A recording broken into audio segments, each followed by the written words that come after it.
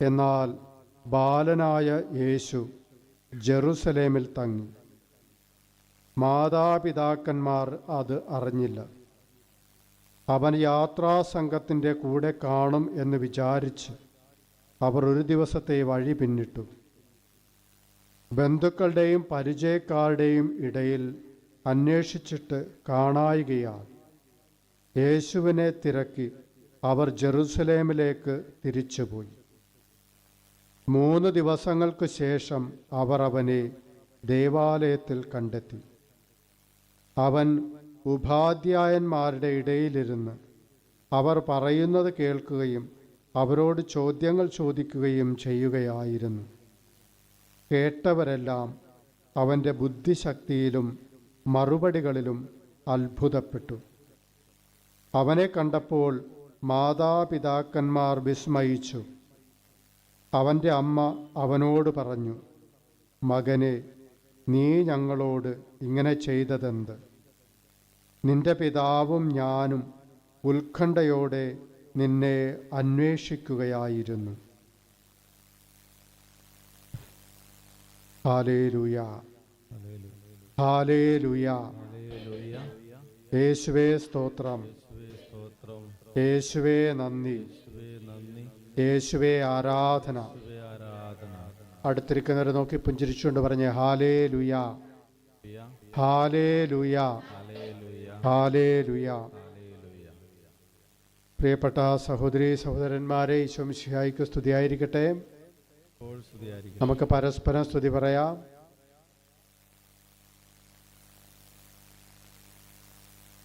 പ്രിയപ്പെട്ടവരെ, നമ്മൾ പരിശുദ്ധാത്മാവിൻ്റെ ഫലമായ സമാധാനത്തെക്കുറിച്ചുള്ള നമ്മുടെ പഠന പരമ്പര തുടരുകയാണ്. മനസമാധാനവും സ്വസ്ഥതയുമുള്ള ഒരു ജീവിതമാണ് നമ്മളെല്ലാവരും ആഗ്രഹിക്കുന്നത്, അല്ലേ? നമ്മൾക്ക് എന്തൊക്കെ ലഭിച്ചാലും, നമ്മൾ എന്തൊക്കെ ചുരുക്കൂട്ടിയാലും, നമ്മൾ എത്ര വലിയ വ്യക്തികളായിരുന്നാലും നമ്മുടെ മനസ്സിന് സ്വസ്ഥതയില്ലെങ്കിൽ പിന്നെ ജീവിതത്തിന് ഒരു സന്തോഷവും ഉണ്ടാകില്ല. വെറുതെ ചിരിച്ചു കാണിക്കാമെന്ന് മാത്രമേ ഉള്ളൂ, സന്തോഷമൊന്നും ഉണ്ടാകില്ല. നമ്മൾ എത്ര വലിയ പൊസിഷനിലിരിക്കുന്നവരാണെങ്കിലും പദവിയിലുള്ളവരാണെങ്കിലും നമ്മൾ ആഗ്രഹിക്കുന്ന എല്ലാ കാര്യങ്ങളും സാധിച്ചു കിട്ടിയാലും പ്രിയപ്പെട്ടവരെ, നമ്മുടെ ജീവിതത്തിൽ സമാധാനമില്ലെങ്കിൽ നമുക്കൊരിക്കലും സ്വസ്ഥത അനുഭവിക്കുവാനായിട്ട് സാധിക്കില്ല, സന്തോഷിക്കുവാൻ സാധിക്കില്ല. ഇന്ന് നമുക്കറിയാം, ലോകത്തിൻ്റെ പല ഭാഗത്തും പല രാജ്യങ്ങൾ തമ്മിൽ യുദ്ധങ്ങൾ ചെയ്തുകൊണ്ടിരിക്കുകയാണ്, യുദ്ധം നടന്നുകൊണ്ടിരിക്കുകയാണ്.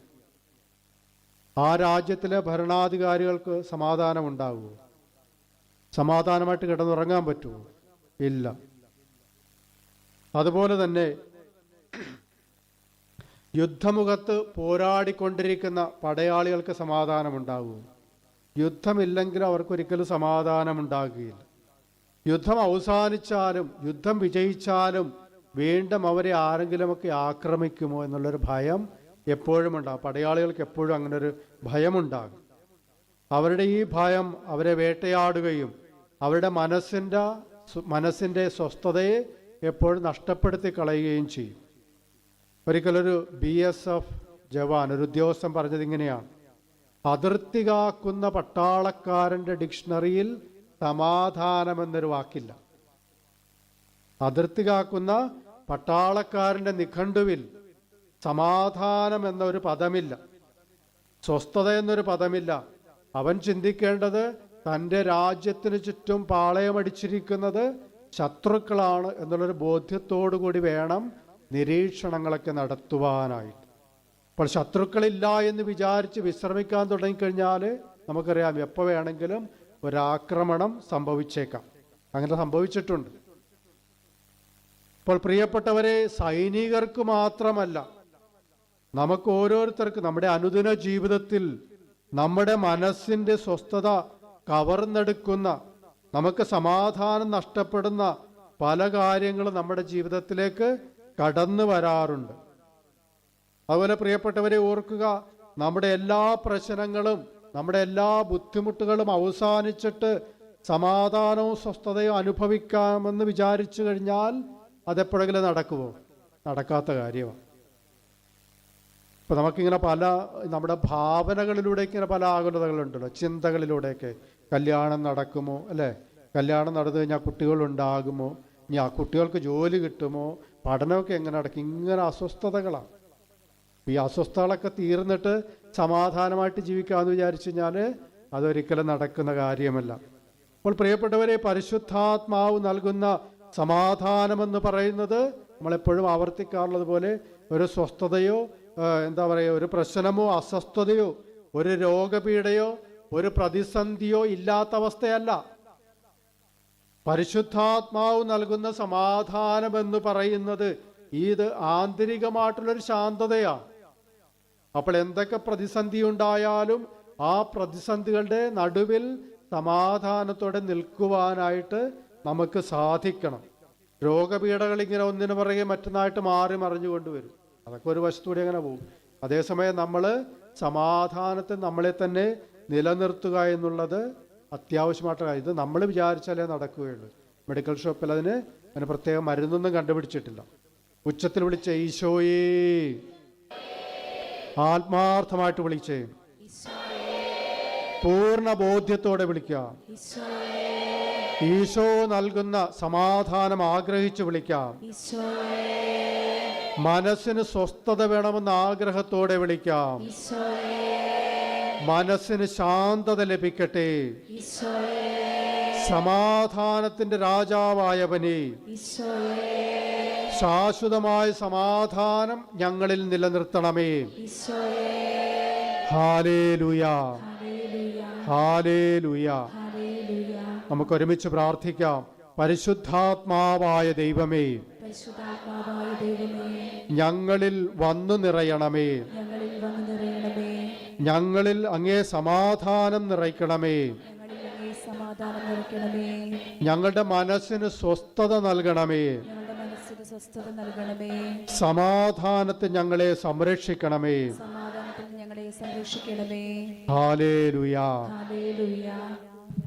പ്രിയപ്പെട്ട സഹോദരങ്ങളെ, പരിശുദ്ധാത്മാവിൻ്റെ ഫലമായ സമാധാനത്തെക്കുറിച്ചുള്ള വിചിന്തനങ്ങളുടെ ഏറ്റവും ഒടുവിലത്തെ ക്ലാസ്സിൽ നമ്മൾ ധ്യാനിച്ചത് പരിശുദ്ധ മാതാവിൻ്റെ വ്യാകുലങ്ങളെക്കുറിച്ചാണ്, അല്ലേ? വ്യാകുല മാതാവിൻ്റെ തിരുനാളിനോടനുബന്ധിച്ച് അങ്ങനെയാണ് നമ്മൾ വ്യാകുല മാതാവിനെ കുറിച്ച് ചിന്തിക്കുവാനായിട്ട് തുടങ്ങിയത്. പരിശുദ്ധ അമ്മ തൻ്റെ സപ്തവ്യാകുലങ്ങളുടെ തീച്ചുളയ്ക്ക് നടുവിൽ നിൽക്കുമ്പോഴും എപ്രകാരമാണ് സമാധാനത്തിൽ ജീവിച്ചു എന്നുള്ളത് നമുക്ക് ഓരോരുത്തർക്കും ഓരോ പാഠമാണ്.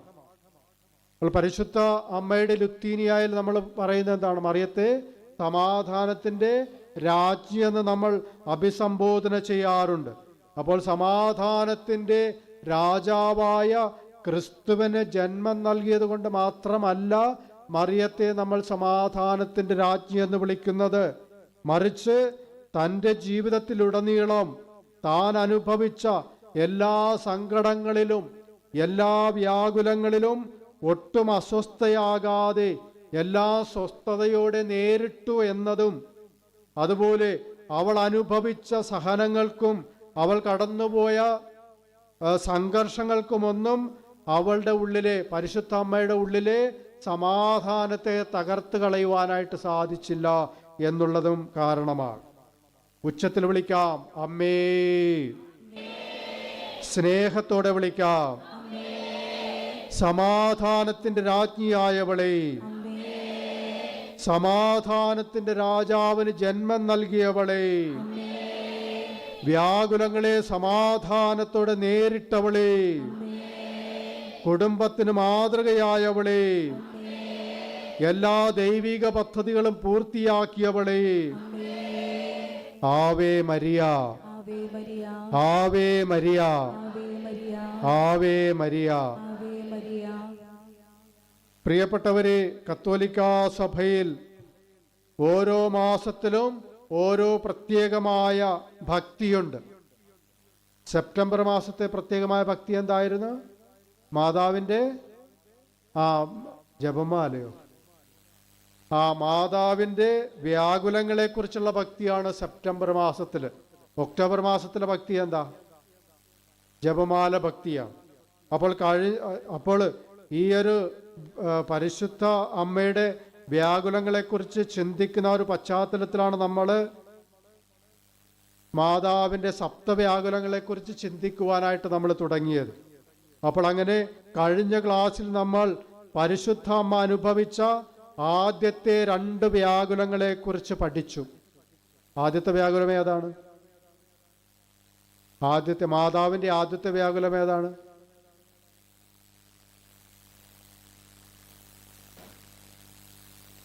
ഈശോയെ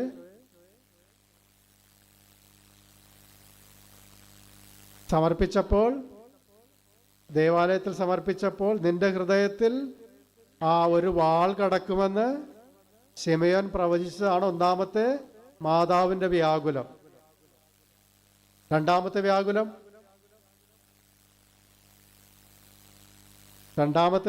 ഈജിപ്തിലേക്കുള്ള പലായനമാണ്.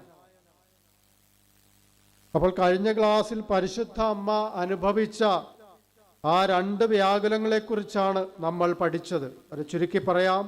ഉണ്ണിയേശുവിനെ ദേവാലയത്തിൽ സമർപ്പിക്കുമ്പോൾ ശിമയോൻ അവരെ അനുഗ്രഹിച്ചുകൊണ്ട് നിന്റെ ഹൃദയത്തിലൂടെ ഒരു വാൾ തുളച്ചു കയറും എന്ന് ശിമയോൻ പറയാം. അതാണ് മറിയത്തിൻ്റെ ആദ്യത്തെ വ്യാകുലം. അപ്പോൾ ശിമയോൻ മറിയത്തോട് പ്രവചിച്ചത് വരും കാലങ്ങളിൽ മറിയം അനുഭവിക്കുവാനിരിക്കുന്ന ശാരീരികവും മാനസികവും ആത്മീയവുമായ വേദനകളെക്കുറിച്ചാണ്, ആത്മനൊമ്പരങ്ങളെക്കുറിച്ചാണ് ഒരു പ്രവചനം നടത്തുന്നത്.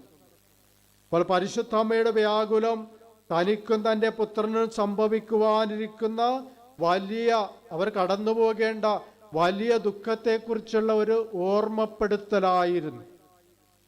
അപ്പോൾ ഈ സഹനങ്ങളുടെ നടുവിൽ പരിശുദ്ധ മറിയം എങ്ങനെ സമാധാനത്തോടെ സ്വസ്ഥതയോടെ നിലനിന്നു എന്നതിനെക്കുറിച്ചാണ് നമ്മൾ കഴിഞ്ഞ ക്ലാസ്സിൽ പഠിച്ചത്.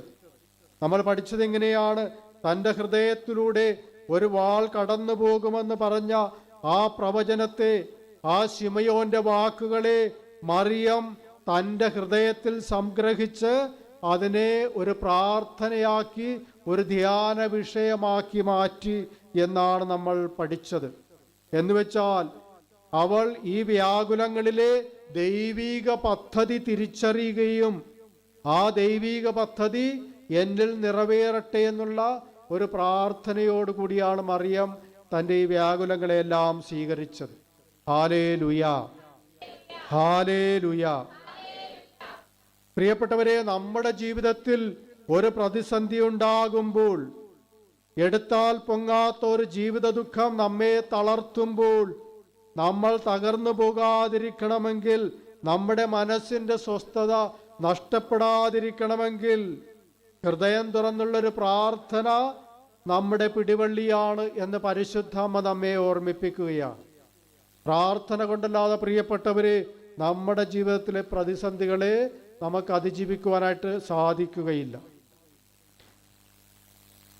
നമുക്ക് ഒരുമിച്ച് പ്രാർത്ഥിക്കാം. സമാധാനത്തിന്റെ രാജാവായ ഈശോയെ, നാളെ കുറിച്ചുള്ള ഭയങ്ങളെ, ഞങ്ങളുടെ ജീവിത ദുഃഖങ്ങളെ പ്രാർത്ഥനയിലൂടെ അതിജീവിക്കുവാൻ ഞങ്ങളെ പഠിപ്പിക്കണമേ. സമാധാനത്തിന്റെ രാജ്ഞിയായ പരിശുദ്ധ അമ്മേ, ഞങ്ങൾക്ക് വേണ്ടി അപേക്ഷിക്കണമേ. Hallelujah, hallelujah. പ്രിയപ്പെട്ടവരെ, പരിശുദ്ധ അമ്മയുടെ രണ്ടാമത്തെ വ്യാകുലം നമ്മൾ പഠിച്ചത് ഈജിപ്തിലേക്കുള്ള ഒരു പലായനം, അതിനെക്കുറിച്ചാണ് നമ്മൾ പഠിച്ചത്. ഈ പലായനം അമ്മയുടെ ഹൃദയത്തിൽ തുളഞ്ഞു കയറിയ രണ്ടാമത്തെ വാളായിരുന്നു. ഈ യാത്ര നടത്തുമ്പോൾ പരിശുദ്ധ അമ്മയെ നയിച്ചത് അവളുടെ മാനുഷിക ചിന്തകളോ മാനുഷികമായിട്ടുള്ള കണക്കുകൂട്ടലുകളോ ഒന്നുമായിരുന്നില്ല. പരിശുദ്ധ അമ്മയുടെ മനസ്സ് നിറയെ ആരായിരുന്നു? യൗസേപ്പ് പിതാവിന് ദർശനം നൽകിയ മാലാഖയാണ്. മാലാഖയുടെ സന്ദേശമാണ് മറിയത്തിൻ്റെ ഉള്ളിൽ നിറഞ്ഞു നിന്നിരുന്നത്. ആ ഒരു ചിന്തയാണ് മറിയത്തെ മുന്നോട്ട് നയിച്ചത്. മറിയത്തിൻ്റെ ചിന്തയിൽ നിറഞ്ഞു നിന്നത് ദൈവീകമായിട്ടുള്ള പദ്ധതികളായിരുന്നു. അതുകൊണ്ടൊരിക്കലും മാനുഷികമായിട്ടുള്ള ചിന്തകളോ മാനുഷികമായിട്ടുള്ള തൻ്റെ ഇഷ്ടങ്ങളോ ഒന്നുമല്ല മറിയത്തെ മുമ്പോട്ട് നയിച്ചത്. തങ്ങളെ വഴി നടത്തുന്ന ദൈവത്തിന് ഒന്നും അസാധ്യമല്ല എന്ന വിശ്വാസം മറിയത്തിൻ്റെ ഉള്ളിൽ എന്നും ഒരു ഉൾബലമായിട്ടുണ്ടായിരുന്നു. അതുകൊണ്ട് പ്രിയപ്പെട്ടവരെ, ഹേറോദേസിനു അവൻ്റെ ക്രൂരന്മാരായ പടയാളികൾക്കോ മറിയത്തിൻ്റെ ഉള്ളിലെ സമാധാനത്തിന് ഒരു പോറൽ പോലും ഏൽപ്പിക്കുവാൻ കഴിഞ്ഞില്ല എന്ന് മാത്രമല്ല, അവളുടെ ഹൃദയത്തിൽ പരിശുദ്ധാത്മാവ് നിക്ഷേപിച്ച ആ സമാധാനത്തിൻ്റെ നീരൊഴുക്കിന് യാതൊരു തടസ്സമോ ഉണ്ടായിരുന്നില്ല. പ്രിയപ്പെട്ടവരെ, നമ്മളൊക്കെ മക്കൾക്ക് വേണ്ടി ഓടി നടക്കുന്നവരാണ്. മക്കൾക്ക് വേണ്ടി താങ്ങാഭാരവും തലയിലേറ്റ് നടക്കുന്നവരാണ്. നമ്മുടെ ഈ ജീവിത സഹനങ്ങളിൽ, നമ്മുടെ ഈ വ്യാകുലങ്ങളിൽ പരിശുദ്ധ അമ്മയെ പോലെ പരിശുദ്ധാത്മാവിൻ്റെ ഫലമായ സമാധാനം നമ്മുടെ ഹൃദയത്തിൽ നമുക്ക് ആസ്വദിക്കുവാനായിട്ട് സാധിക്കുമോ എന്നുള്ളതാണ് ചോദ്യം. ഉച്ചത്തിൽ വിളിക്കാം, ഈശോയേ. ബോധ്യത്തോടെ വിളിക്കാം, ആകുലതകളിൽ സമാശ്വാസമായവനേ. സങ്കടകാലത്ത് ഞങ്ങളുടെ കണ്ണുനീരൊപ്പുന്നവനേ, കഷ്ടകാലത്ത് ഞങ്ങളുടെ കൂടെ വസിക്കുന്നവനേ, മനസ്സു തളരുമ്പോൾ കൈപിടിച്ചുയർത്തുന്നവനേ, മാനസിക പിരിമുറുക്കങ്ങളുടെ സമയത്ത് സമാധാനം നൽകുന്നവനേ, ഞങ്ങളുടെ എല്ലാ പ്രശ്നങ്ങൾക്കും പരിഹാരമായവനേ. Hallelujah, hallelujah. പ്രിയപ്പെട്ടവരെ, ഇപ്പോൾ നമ്മൾ കേട്ട രണ്ട് വ്യാകുലങ്ങളെക്കുറിച്ച് കഴിഞ്ഞ ക്ലാസ്സിൽ നമ്മൾ പഠിച്ചതാണ്. നമ്മളിന്ന് പുതിയതായിട്ട് പഠിക്കാൻ പോകുന്നത് പരിശുദ്ധ അമ്മ അനുഭവിച്ച മൂന്നാമത്തെ വ്യാകുലം. ഏതാണ് മൂന്നാമത്തെ വ്യാകുലം? ബാലനായ യേശുവിനെ ദേവാലയത്തിൽ കാണാതെ പോകുന്നത്. സമർപ്പണമൊക്കെ കഴിഞ്ഞു. പ്രിയപ്പെട്ടവരെ, പരിശുദ്ധ അമ്മയുടെ മൂന്നാമത്തെ വ്യാകുലം അത് മറിയം അനുഭവിച്ച മൂന്നാമത്തെ വാളായിരുന്നല്ലേ, ഹൃദയത്തിൽ തുളച്ചു കയറിയ മൂന്നാമത്തെ വാളായിരുന്നു. ലൂക്കായുടെ സുവിശേഷം 2-ാം അധ്യായം 41 മുതൽ 50 വരെയുള്ള തിരുവചനങ്ങളിൽ 12 വയസ്സുള്ള ഈശോയെ കാണാതെയാകുന്നതിൻ്റെയും ആകുലതകളോടെ അവൻ്റെ മാതാപിതാക്കൾ അന്വേഷിക്കുന്നതിൻ്റെയും 3-ാം ദിവസം ദേവാലയത്തിൽ വെച്ച് ബാലനായ യേശുവിനെ കണ്ടെത്തുന്നതിൻ്റെയും കഥയാണ് പറയുന്നത്. മകനെ നഷ്ടപ്പെട്ടതിൻ്റെ വേദന തീർത്തും അനുഭവിച്ചവളാണ് പരിശുദ്ധ കന്യകാ മറിയം. ഓരോ വർഷവും പെസഹ തിരുനാളിന് ലക്ഷക്കണക്കിന് യഹൂദരാണ് ജെറുസലേം ദേവാലയത്തിലേക്ക് ഒഴുകിയെത്തിയിരുന്നത്. അവിടെ സ്ത്രീകൾക്കും പുരുഷന്മാർക്കും പ്രാർത്ഥിക്കുവാനായിട്ട് വെവ്വേറെ സ്ഥലങ്ങളാണ് നിശ്ചയിക്കപ്പെട്ടിരിക്കുന്നത്. എന്നാൽ പ്രായപൂർത്തിയാകാത്ത ആൺകുട്ടികൾക്കും പെൺകുട്ടികൾക്കും സ്ത്രീകളുടെ ഗണത്തോടോ പുരുഷന്മാരുടെ ഗണത്തോടോ ചേർന്ന് പ്രാർത്ഥിക്കുവാനായിട്ട് അവസരമുണ്ടായിരുന്നു, അനുവാദമുണ്ടായിരുന്നു. അങ്ങനെ ജെറുസലേമിൽ നിന്നുള്ള ആ മടക്കയാത്രയിൽ സ്ത്രീകളും പുരുഷന്മാരും വെവ്വേറെ ഗണങ്ങളായിട്ടാണ് യാത്ര നടത്തിയിരുന്നത്. അതിനാലാണ് ബാലനായ യേശു ദേവാലയത്തിൽ തന്നെ തങ്ങിയത് ഈ മാതാപിതാക്കന്മാർക്ക് അറിയാൻ കഴിയാതെ പോയത്. പ്രിയപ്പെട്ടവരെ, തങ്ങളുടെ ഏക സന്താനമായ യേശു 12 വയസ്സ് മാത്രം പ്രായമുള്ള ആ ബാലൻ തങ്ങൾക്ക് നഷ്ടപ്പെട്ടിരിക്കുന്നുവെന്ന് മറിയവും യൗസേപ്പ് പിതാവും തിരിച്ചറിഞ്ഞ സമയത്തെ നമുക്കൊന്ന് ഭാവനയിലൂടെ നോക്കിക്കാണുക. പ്രിയപ്പെട്ടവരെ, അവർ അനുഭവിച്ച ആധിയുടെയും ദുഃഖസങ്കടങ്ങളുടെയും ആഴം നമുക്ക് നമ്മുടെ മക്കളെ നഷ്ടപ്പെടുമ്പോൾ മാത്രമേ തിരിച്ചറിയുവാനായിട്ട് സാധിക്കുകയുള്ളൂ. സമാനമായ അനുഭവത്തിലൂടെ കടന്നു പോകാത്തവർക്കൊരു പക്ഷേ മറിയം അനുഭവിക്കുന്ന ആ വേദനയുടെ തോതളക്കാൻ പോലും സാധിക്കുകയില്ല. ഞങ്ങൾക്ക് ബോംബെയിൽ ഒരു തമിഴ് ഫാമിലി ഉണ്ടായിരുന്നു. വളരെ പാവപ്പെട്ട കുടുംബമാണ്, 3 പേര്, അപ്പനും അമ്മയും ഒരു മകനും. ബോംബെയിൽ ചേരിയിലാണ് താമസിക്കുന്ന, വളരെ ചെറിയ മുറിയാണ്. അപ്പോൾ ഈ ഭർത്താവ് വീട്ടിൽ കയറാറില്ല. അയാൾ ആൾക്കാരോടൊക്കെ പിച്ചയൊക്കെ തണ്ട്, കൈ നീട്ടി പള്ളിയിലൊക്കെ വരുന്നവരോടൊക്കെ പിച്ചയൊക്കെ തണ്ടിയിട്ട് അദ്ദേഹം റോഡരികിലും കടത്തിണ്ണയിലുമൊക്കെയാണ് കഴിയുന്നത്, വീട്ടിൽ കയറാറില്ല. മകൻ ഇതുപോലെ ജോലിക്കായിട്ട് പോകും, 2-3 ദിവസം കഴിയുമ്പോൾ തിരിച്ചു വരും, ചിലപ്പോൾ ഒരാഴ്ച കഴിയുമ്പോൾ വരും, ചിലപ്പോൾ 2 ആഴ്ച കഴിയുമ്പോൾ വരും.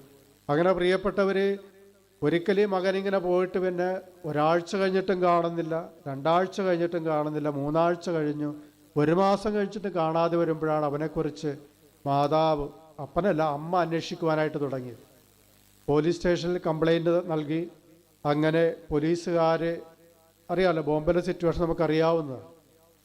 പോലീസുകാർ പോയിട്ട് അൺക്ലെയിംഡ് ബോഡീസ് എവിടെയാണോ വെച്ചിരിക്കുന്നത് ആ ഹോസ്പിറ്റലിലാണ് അന്വേഷണം നടത്തിയത്. അപ്പോൾ ഈ 1 മാസമായിട്ട് നഷ്ടപ്പെട്ട് കാണാതെ പോയ മകനെ മോർച്ചറിയിൽ നിന്നാണ് തിരിച്ചു കിട്ടിയത്. മോർച്ചറിയിൽ സംഭവിച്ചെന്താണെന്ന് വെച്ചാൽ, ഈ പയ്യൻ എവിടെയോ പെയിൻ്റ് അടിക്കാൻ കെട്ടിടത്തിൻ്റെ മുകളിൽ കയറി മുകളിൽ നിന്ന് താഴെ വീണ് മരണമടഞ്ഞു. ശരിയായ അഡ്രസ്സും വിവരമൊന്നും ഇല്ലാതിരുന്നത് കൊണ്ട് അധികൃതർ അവനെ മോർച്ചറിയിലേക്ക് മാറ്റി, ഹോസ്പിറ്റലിലേക്ക് മാറ്റി. മരിച്ചു പോയതുകൊണ്ട് ആരും ബോഡി ക്ലെയിം ചെയ്യാത്തതുകൊണ്ട് അൺക്ലെയിംഡ് ബോഡീസിൻ്റെ കൂട്ടത്തിൽ അവിടെ ആ ബോഡി അവിടെ സൂക്ഷിച്ചു വച്ചിരിക്കുകയായിരുന്നു. അങ്ങനെ കണ്ടെത്തി. അപ്പോൾ അത് സംഭവിച്ചു. അതിനുശേഷം ഭാര്യ കുറ്റപ്പെടുത്തുന്നത് ഭർത്താവിനെയാണ്. നിങ്ങൾ കാരണമാണിത് സംഭവിച്ചത്. നിങ്ങളൊരിക്കലും ഭാര്യയുടെയോ മകൻ്റെയോ കാര്യം തിരക്കാറില്ല. ഞങ്ങളെങ്ങനെയാണ് ജീവിക്കുന്നതെന്ന് നിങ്ങളൊരിക്കലും അന്വേഷിക്കാറില്ല. നിങ്ങൾ നിങ്ങളുടെ സ്വന്തം ഇഷ്ടമനുസരിച്ച് ജീവിക്കുക, വീട്ടിൽ കയറാറില്ല. പ്രിയപ്പെട്ടവരെ, മറിയത്തെ സംബന്ധിച്ചിടത്തോളം ഇത്രമാത്രം ആകുലത നിറഞ്ഞ, തൻ്റെ മകനെ നഷ്ടപ്പെട്ട ആ ആകുലത നിറഞ്ഞ സാഹചര്യത്തിലും അസ്വസ്ഥതയുടെ നടുവിലും അവൾ ഒരിക്കലും ആത്മസംയമനം കൈവടിയുന്നില്ല.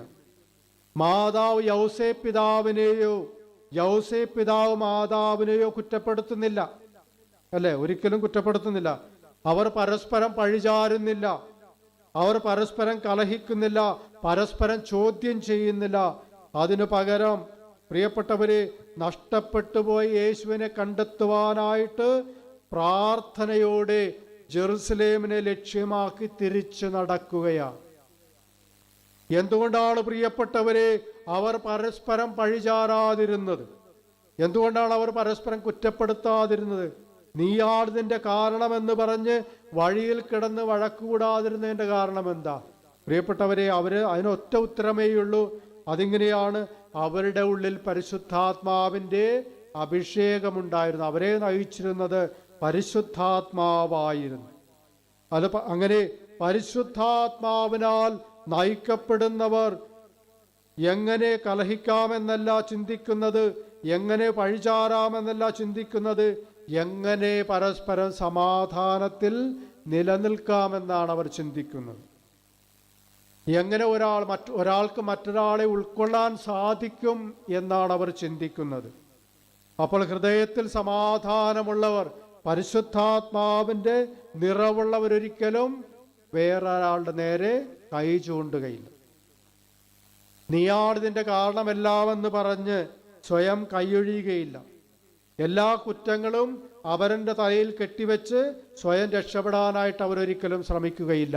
Hallelujah, hallelujah.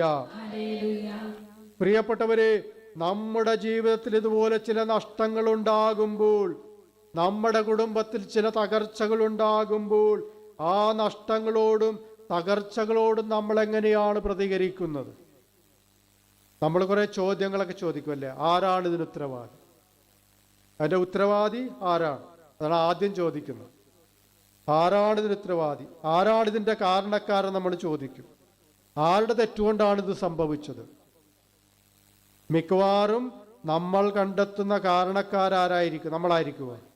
മറ്റുള്ളവരായിരിക്കും, അല്ലേ? അതാണ് നമ്മുടെ അനുഭവം. നമ്മൾ സ്വയം ഒരിക്കലും കുറ്റമേറ്റെടുക്കാറില്ല.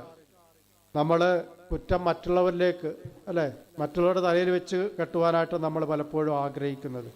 അവിടെ റാബ്സനച്ചൻ്റെ മുറിവായിക്കൽ ഒരു പൊതുനിർദ്ദേശം എഴുതി വെച്ചിട്ടില്ലേ? എന്തെന്നാ എഴുതിയിരിക്കണം അതിനകത്ത്? നമ്മുടെ തെറ്റുകൾ അത്ര വലുതല്ല. നമ്മുടെ മറ്റുള്ളവരുടെ തെറ്റുകൾ ഞാൻ വിചാരിക്കുന്നതത്ര വലുതല്ല. എൻ്റെ തെറ്റുകൾ ഞാൻ വിചാരിക്കുന്നത്ര ചെറുതല്ല. മറ്റുള്ളവരുടെ പ്രയാസങ്ങൾ ഞാൻ വിചാരിക്കുന്നത്ര ചെറുതല്ല. എൻ്റെ പ്രയാസങ്ങൾ ഞാൻ വിചാരിക്കുന്നത്ര വലുതല്ല. മറ്റുള്ളവരുടെ നന്മകൾ ഞാൻ വിചാരിക്കുന്നത്ര ചെറുതല്ല. എൻ്റെ നന്മകൾ ഞാൻ വിചാരിക്കുന്നത്ര വലുതല്ല. അപ്പം നമ്മുടെ വിചാരം, നമ്മുടെ മനോഭാവം, അതാണ് പ്രിയപ്പെട്ടവരെ നമ്മൾ മാറ്റേണ്ടത്.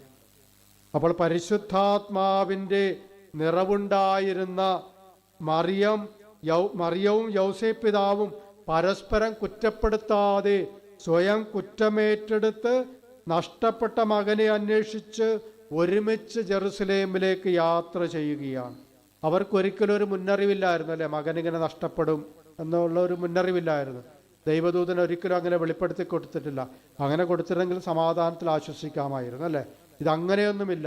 പക്ഷെ അവർ പരസ്പരം പഴിചാരാതെ ആ പരിശുദ്ധാത്മാവിൻ്റെ അനുഗ്രഹപൂർണതയാൽ, ആ ഫലമായ സമാധാനത്താൽ നിറഞ്ഞ് അവർ ഒരുമിച്ച് യാത്രയാകുകയാണ്, ഒരുമിച്ച് യാത്ര ചെയ്തു. അപ്പോൾ പ്രിയപ്പെട്ടവരെ ഓർക്കുക, കുടുംബത്തിലുണ്ടാകുന്ന പ്രതിസന്ധികൾ, നമ്മുടെ കുടുംബത്തിലെ പ്രശ്നങ്ങൾ സമാധാനപരമായി പരിഹരിക്കപ്പെടണമെങ്കിൽ സ്വയം കുറ്റമേറ്റെടുക്കുന്നവരും അത് പരസ്പരം മനസ്സിലാക്കാനുള്ള നല്ല മനസ്സുള്ളവരുമായിരിക്കണം, അല്ലേ? കുറ്റമേറ്റെടുത്താൽ മാത്രം പോരാ, അത് മനസ്സിലാക്കാനുള്ളവരും ഉണ്ടാകണം. അപ്പോൾ എന്തുകൊണ്ടാണ് കുറ്റമേറ്റെടുക്കാത്തത്? കുറ്റമേറ്റെടുത്താലുണ്ടാകുന്ന ഭവിഷ്യത്ത് അറിയാവുന്നത് കൊണ്ടാണ് പ്രിയപ്പെട്ടവരെ ആരും കുറ്റമേറ്റെടുക്കാത്തത്, അല്ലേ? കുറ്റമേറ്റെടുക്കാത്തത് കൊണ്ടാണ്. കുറ്റം കണ്ടുപിടിക്കാൻ അവസരം നോക്കിയിരിക്കുന്നവരൊക്കെയുണ്ട്. അതുപോലെ കുടുംബകലഹമുണ്ടാക്കുവാനായിട്ട് പിടിവള്ളി കിട്ടാൻ, ഏതെങ്കിലും ഒരു പിടിവള്ളിയിൽ പിടിച്ചു കയറാൻ പഴുതന്വേഷിക്കുന്നവരൊക്കെയുണ്ട്. പിടിവള്ളികളെ അവസരമായി ഉപയോഗിച്ചുകൊണ്ട്, അതുപോലെ പഴിചാരാനുള്ള പിടിവള്ളിയായതിനെ പലപ്പോഴും പലരും കാണുമെന്നുള്ളത് കൊണ്ടാണ് പലരും കുറ്റമേറ്റെടുക്കാത്തത്. എങ്ങനെ മറ്റുള്ളവരുടെ തലയിൽ കെട്ടിവെക്കാം എന്നാണ് നമ്മളൊക്കെ അന്വേഷിക്കുന്നത്. Hallelujah, hallelujah. അറിയാവുന്ന ഒരു കുടുംബം, ഞാനൊരു പള്ളിയിൽ കൊച്ചനായിരുന്നപ്പോൾ അവിടെ തിരുനാൾ നടക്കുന്ന അവസരത്തിൽ നല്ലൊരു പ്രാർത്ഥന, ഒരു കുടുംബമുണ്ടായിരുന്നു. ഭാര്യയും ഭർത്താവും നല്ല പ്രാർത്ഥനക്കാരൊക്കെയാണ്. അപ്പോൾ അങ്ങനെ തിരുനാളിനിടക്ക് ആ ചേച്ചിയുടെ മാല നഷ്ടപ്പെട്ടു പോയി. ഒരു കൂടിയ മാലയായിരുന്നു. അപ്പോൾ ഭർത്താവിന് വിവരം അറിയിക്കണമല്ലോ. അപ്പോൾ ചേച്ചി എന്നിട്ട് ഭർത്താവിനോട് പറഞ്ഞു, ദേ എൻ്റെ മാല നഷ്ടപ്പെട്ടു പോയാണ്. ഭർത്താവ് എങ്ങനെയായിരിക്കും പ്രതികരിക്കുക? ഭർത്താവ് എങ്ങനെയായിരിക്കും പ്രതികരിക്കുക? ദേഷ്യം കയറുമോ? സൂക്ഷിക്കാഞ്ഞിട്ടില്ല എന്ന് പറയും. ഈ ചേട്ടൻ ഒന്നും പറഞ്ഞില്ല, ഒന്നും മിണ്ടിയില്ല. പോയത് പോയി, എന്ത് ചെയ്യാനാ?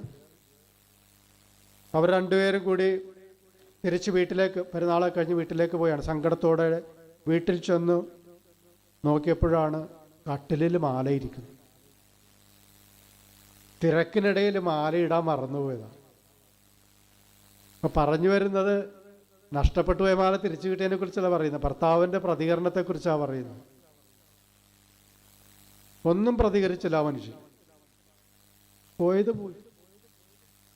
അപ്പോൾ ഞാൻ പറഞ്ഞില്ല, അവർ പ്രാർത്ഥനക്കാരായിരുന്നത് കൊണ്ട്, ശരിക്കുള്ള പ്രാർത്ഥനക്കാരായിരുന്നത് കൊണ്ട്, പരിശുദ്ധാത്മാവിൻ്റെ അഭിഷേകം ഉണ്ടായിരുന്നത് കൊണ്ടാണ് ഇങ്ങനെ പ്രതികരിച്ചത്. മാല നഷ്ടപ്പെട്ടു പോയെന്ന് ഭർത്താവിനോട് പറയുമ്പോൾ അത് പുഞ്ചിരിച്ചല്ല, അദ്ദേഹം അത് പോസിറ്റീവായിട്ട് എടുത്തു. വീട്ടിൽ തിരക്കായിരുന്നു, പോകാനുള്ള തിരക്കിൻ്റെ ഇടയിൽ മാല എടുത്ത് അണിയാനായിട്ട് മറന്നുപോയി. പള്ളിയിൽ വന്നു കഴിഞ്ഞപ്പോൾ നോക്കിയപ്പോഴാണ് മാല കാണാതിരുന്നത്. അങ്ങനെയാണ് സംഭവിച്ചത്. അപ്പോൾ പ്രിയപ്പെട്ടവരെ, സാധാരണഗതിയിൽ ആകുലതകൾ കൊണ്ട് അന്ധരായി പോകുന്നവർക്ക്, അവരുടെ ദുഃഖങ്ങളും പേര് നടക്കുന്നവർക്കൊരിക്കലും അപരന്റെ വേദനകളെ, അപരന്റെ സങ്കടങ്ങളെ കാണാനായിട്ട് കണ്ണുണ്ടാകുകയില്ല. അവരുടെ സങ്കടങ്ങൾ മുഴുവൻ അവരെക്കുറിച്ച് മാത്രമായിരിക്കും. എന്നാൽ ഇവിടെ പ്രിയപ്പെട്ടവരെ, ഉണ്ണിയേശുവിനെ ദേവാലയത്തിൽ കണ്ടെത്തുമ്പോൾ മാതാവ് യേശുവിനോട് പറയുന്നത് എന്താണെന്ന് നമ്മൾ പ്രത്യേകം ശ്രദ്ധിക്കേണ്ടതാണ്. ലൂക്കായുടെ സുവിശേഷം 2-ാം അധ്യായം 48-ാമത്തെ തിരുവചനം പറയുന്നത് ഇങ്ങനെയാണ്: അവന്റെ അമ്മ അവനോട് പറഞ്ഞു, മകനെ, നീ ഞങ്ങളോട് ഇങ്ങനെ ചെയ്തതെന്ത്? നിന്റെ പിതാവും ഞാനും ഉത്കണ്ഠയോടെ നിന്നെ അന്വേഷിക്കുകയായിരുന്നു. നിന്റെ പിതാവും ഞാനും ഉത്കണ്ഠയോടെ നിന്നെ അന്വേഷിക്കുകയായിരുന്നു. പ്രിയപ്പെട്ടവരെ, മാതാവിന്റെ ഹൃദയത്തിൽ യൗസേപ്പ് പിതാവിന്റെ ഉത്കണ്ഠയ്ക്കൊന്നാം സ്ഥാനമുണ്ടായിരുന്നു. നമ്മൾ അങ്ങനെ ഒന്നാം സ്ഥാനം കൊടുക്കുക. ഞാനാണ് കൂടുതൽ സഹിച്ചതെന്ന് പറയാം അല്ലേ? നിന്റെ ഭർത്താവിന് എന്തറിയാം? അപ്പോൾ യൗസേപ്പ് പിതാവിന്റെ സങ്കടങ്ങൾക്ക് പ്രഥമ സ്ഥാനം മറിയത്തിന്റെ ഹൃദയത്തിലുണ്ടായിരുന്നു. യൗസേപ്പ് പിതാവിന്റെ ഉത്കണ്ഠകൾ കൂടെ തൻ്റെ ഹൃദയത്തിൽ ഏറ്റെടുത്തുകൊണ്ടാണ്, യൗസേപ്പ് പിതാവിന്റെ സങ്കടങ്ങൾ കൂടെ തൻ്റെ ഹൃദയത്തോട് ചേർത്ത് വെച്ചുകൊണ്ടാണ് മറിയം യേശുവിനെ അന്വേഷിച്ചുള്ള ആ വ്യാകുല യാത്ര നടത്തിയതെന്ന് ചുരുക്കം. മറിയത്തിന്റെ ഈ യാത്ര, പ്രിയപ്പെട്ടവരെ, അവളുടെ ജീവിതത്തിലെ ഒരു കുരിശിന്റെ വഴി തന്നെയായിരുന്നു. എങ്കിലും അവളുടെ ഹൃദയത്തിൽ സമാധാനത്തിന്റെ നിറവുണ്ടായിരുന്നു. കാരണം അവൾ പരിശുദ്ധാത്മാവിന്റെ മണവാട്ടിയായിരുന്നു. ഉച്ചത്തിൽ വിളിക്കാം, അമ്മേ. ഉണ്ണിയേശുവിനെ കണ്ടെത്താൻ അന്വേഷിച്ചിറങ്ങിയവളെ, യൗസേപ്പ് പിതാവിന്റെ ഉത്കണ്ഠകളെ തിരിച്ചറിഞ്ഞവളെ, സഹനത്തിന്റെ നേരത്തും ഉള്ളിൽ സമാധാനം കാത്തു സൂക്ഷിച്ചവളെ, വ്യാകുലങ്ങൾക്കിടയിലും സമാധാനത്തിന്റെ നിറകുടമായവളെ, ദുഃഖിതർക്ക് ആശ്വാസമായവളെ, പരിശുദ്ധാത്മാവിന്റെ മണവാട്ടിയായവളെ, ആവേ മരിയ, ആവേ മരിയ. പ്രിയപ്പെട്ടവരെ, നമ്മുടെ ജീവിതത്തിൽ ദുഃഖസഹനങ്ങൾ ഉണ്ടാകുമ്പോൾ നമ്മൾ സ്വയം ഏറ്റെടുക്കുന്നതോടൊപ്പം നമ്മുടെ കുടുംബാംഗങ്ങളുടെ കൂടെ ദുഃഖങ്ങൾ ഏറ്റെടുക്കാനും അവയ്ക്കൊന്നാം സ്ഥാനം കൊടുക്കുവാനായിട്ട് നമുക്ക് സാധിക്കണം. അതൊരു പരിശുദ്ധാത്മാവിൻ്റെ നിറവുള്ള അഭിഷേകമുള്ള വ്യക്തികൾക്ക് മാത്രമേ അത് സാധിക്കുകയുള്ളൂ. അല്ലാത്തവർ സ്വന്തം ദുഃഖം മാത്രമേ കാണുകയുള്ളൂ, അതിനെ മാത്രമേ പ്രൊജക്റ്റ് ചെയ്യുകയുള്ളൂ. പ്രിയപ്പെട്ടവരെ, പരിശുദ്ധ അമ്മയുടെ 4-ാമത്തെ വ്യാകുലം കുരിശം വഹിച്ചുകൊണ്ട് യാത്ര ചെയ്യുന്ന ഈശോയോടൊപ്പമുള്ള അമ്മയുടെ സഞ്ചാരമാണ്. കുരിശിന്റെ വഴിയിലും യേശു മാത്രമല്ല, പിന്നെ ആരൊക്കെയുണ്ട്? ഈശോയും മറ്റേ ഒത്തിരിയേറെ സ്ത്രീകളും അല്ലേ, മറ്റു ശിഷ്യന്മാരൊക്കെ ഉണ്ട്. അപ്പസ്തോലന്മാരില്ലായിരുന്നു, ശിഷ്യന്മാരൊക്കെ ഉണ്ടായിരുന്നു. അപ്പോൾ കുരിശിന്റെ വഴിയുടെ 1-ാം സ്ഥലം മുതൽ 14-ാം സ്ഥലം വരെ പരിശുദ്ധ അമ്മ യേശുവിനോടൊപ്പമുണ്ടായിരുന്നു. ഈശോ തൻ്റെ ശരീരത്തിൽ കുരിശു വഹിച്ചപ്പോൾ മറിയം അതേ കുരിശു വഹിച്ചത് തൻ്റെ മനസ്സിലും ആത്മാവിലുമാണ്, അല്ലേ? അതെ. കുരിശു വഹിച്ചുകൊണ്ട് ഓരോ പ്രാവശ്യവും ഈശോ മുഖം കുത്തി നിലത്തു വീണപ്പോൾ ആഴത്തിൽ മുറിവേറ്റത് അമ്മയുടെ മനസ്സിനു കൂടിയായിരുന്നു. തകർന്നു പോയത് അമ്മയുടെ ഹൃദയം കൂടിയായിരുന്നു. ഈശോയുടെ ശരീരത്തിലേക്ക് ആഞ്ഞു പതിച്ച് അവന്റെ മാംസത്തെയും മജ്ജയെയും കൊത്തിവലിച്ച പടയാളികളുടെ ചാട്ടവാറുകൾ മറിയത്തിന്റെ ഹൃദയത്തിലും ആഞ്ഞു പതിക്കുന്നുണ്ടായിരുന്നു. അവളുടെ ഹൃദയത്തെയും അത് കൊളുത്തി വലിക്കുന്നുണ്ടായിരുന്നു. പ്രിയപ്പെട്ടവരെ, തൻ്റെ പുത്രന്റെ ആ കഠോര വേദനയുടെ സമയത്ത് പരിശുദ്ധ അമ്മ ഒരിക്കലും ആ കുരിശിന്റെ വഴിയിൽ നിന്നും കുരിശിന്റെ വഴിയിൽ തകർന്നു പോകാതെ തൻ്റെ മകന് ആത്മീയമായ ശക്തി പകർന്നുകൊണ്ട് മനോബലം നൽകിക്കൊണ്ട് അമ്മ യേശുവിനോടൊപ്പം നടക്കുകയായിരുന്നു. എങ്ങനെയാണ് പ്രിയപ്പെട്ടവരെ മറിയത്തിന് ഈ കുരിശിന്റെ വഴിയിൽ കാലിടറാതെ മനം തകരാതെ യേശുവിനോടൊപ്പം നടക്കാൻ കഴിഞ്ഞത്? അവൾക്ക് ഈ ആത്മധൈര്യം എവിടെ നിന്ന് കിട്ടി? ഈ ചോദ്യത്തിനും പ്രിയപ്പെട്ടവരെ ഉത്തരമൊന്നു മാത്രമേയുള്ളൂ: പരിശുദ്ധാത്മാഭിഷേകം. പരിശുദ്ധാത്മാവ് നൽകിയ സമാധാനത്തിന്റെ ശക്തിയിലാണ് പരിശുദ്ധ അമ്മ ഈശോയുടെ കുരിശിന്റെ വഴിയിൽ തൻ്റെ ദൈവകുമാരനെ വാത്സല്യത്തോടെ അനുഗമിച്ചത്. ആ കുരിശിന്റെ വഴിയിൽ ഈശോയുടെ പ്രിയപ്പെട്ട ശിഷ്യന്മാർ ആരും അവൻ്റെ കൂടെ ഉണ്ടായിരുന്നില്ല. ശിഷ്യന്മാരൊക്കെ ഓടി ഒളിച്ച സമയമാണ്. എന്നാൽ വിശ്വസ്തയായ ഒരു ശിഷ്യയെപ്പോലെ പരിശുദ്ധ അമ്മ അവനെ വിട്ടുപിരിയാതെ അവനോടൊപ്പം നിന്നു. ആ കുരിശിന്റെ യാത്രയിലും പരിശുദ്ധ അമ്മ സമാധാനത്തിൻ്റെ റാണിയായിരുന്നു. പ്രിയപ്പെട്ടവരെ, കുരിശിന്റെ വഴിയിലൂടെ സഹനയാത്ര നടത്തിയ സമാധാനത്തിൻ്റെ രാജ്ഞിയായ പരിശുദ്ധ ഈ മാതാവ് മറിയം നമ്മെ പഠിപ്പിക്കുന്നത് എന്താണ്? കുരിശു വഹിക്കുമ്പോഴും സങ്കടങ്ങളുടെ വഴിയിലൂടെ സഞ്ചരിക്കുമ്പോഴും എപ്രകാരം സമാധാനത്തിൻ്റെ ഫലം പുറപ്പെടുവിക്കാമെന്നാണ് പരിശുദ്ധ അമ്മ നമ്മെ പഠിപ്പിക്കുന്നത്. ശരീരം തളരുമ്പോഴും ശരീരവും മനസ്സും മുറിവേൽക്കുമ്പോഴും ആത്മാവിൽ സമാധാനമുണ്ടാകണമെങ്കിൽ നമുക്കൊരു പുത്തൻ പെന്തക്കോസ്താഭിഷേകമുണ്ടാകണം. ഉച്ചത്തിൽ വിളിക്കാം: ഈശോയേ. അധരം തുറന്ന് വിളിക്കട്ടെ: കുരിശു വഹിച്ചപ്പോൾ സമാധാനം നഷ്ടപ്പെടാതിരുന്നവനെ, കുരിശ് യാത്രയിലും കൂടെയുണ്ടായിരുന്നവരെ സമാശ്വസിപ്പിച്ചവനെ, വിരൂപമാക്കപ്പെട്ട തൻ്റെ തിരുമുഖം തുടയ്ക്കുവാൻ വെറോനിക്കായ്ക്ക് കൃപ നൽകിയവനെ, വെറോനിക്കായുടെ തുവാലയിൽ തൻ്റെ തിരുമുഖം പതിപ്പിച്ചു നൽകിയവനെ, ഓർശലെ നഗരിലെ സ്ത്രീകളെ ആശ്വസിപ്പിച്ചവനെ, തൻ്റെ കുരിശു വഹിക്കുവാൻ ശിമയോന് വരം നൽകിയവനെ.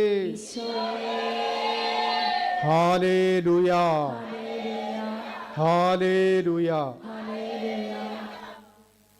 പ്രിയപ്പെട്ടവരെ, കുരിശു വഹിക്കുന്ന മക്കളെ, വേദനയിലൂടെ കടന്നു പോകുന്ന മക്കളെ അനുധാവനം ചെയ്യുന്ന മാതാപിതാക്കന്മാർ ഇന്ന് നമുക്ക് ചുറ്റുമുണ്ട്, ഇല്ലേ? മക്കളുടെ വേദനയിൽ പങ്കുപറ്റുന്ന മാതാപിതാക്കന്മാരുണ്ട്.